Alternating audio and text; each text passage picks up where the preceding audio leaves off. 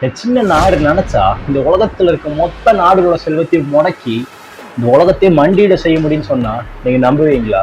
பனிப்படர்ந்த மலைகள், அழகான ஏரிகள், அமைதியான சூழல். சுவிட்சர்லாண்டோட மறுபக்கத்துல சுவிட்சர்லாண்டோட குளோபல் பவர் எல்லையற்றது. இது வரைக்கும் இந்த உலகத்துல எவ்வளவோ கடினமான போர் நடந்திருக்கு, ஆனா எல்லாத்துலயுமே சுவிட்சர்லாந்து நடுநிலையை தான் வகிச்சிருக்காங்க. இந்த உலகத்துல மற்ற நாடுகள் அதிகாரத்துக்காகவும் அடுத்த நாட்டை பிடிக்கிறதுக்காகவும் போர் செய்யும் போது சுவிட்சர்லாந்து அந்த இடத்துல அமைதியா இருந்தாங்க. இதன் காரணமா நடுநிலை வகிச்ச நாடா இருக்கிறதுனால எவ்வளவு பெரிய பிரச்சனை வந்தாலும் உலகத்தில் இருக்கிற அத்தனை பணக்காரங்களுமே சுவிட்சர்லாண்டோட ஸ்விஸ் பேங்க்ஸ்ல அவங்க செல்வங்களை கொண்டு போய் குவிக்க ஆரம்பிப்பாங்க. இது மூலயமாவே அவங்களோட ஸ்விஸ் பேங்க்ஸோட வால்ஸ்ல இருக்கிற செல்வங்கள் இன்னடங்காத மாறுச்சு.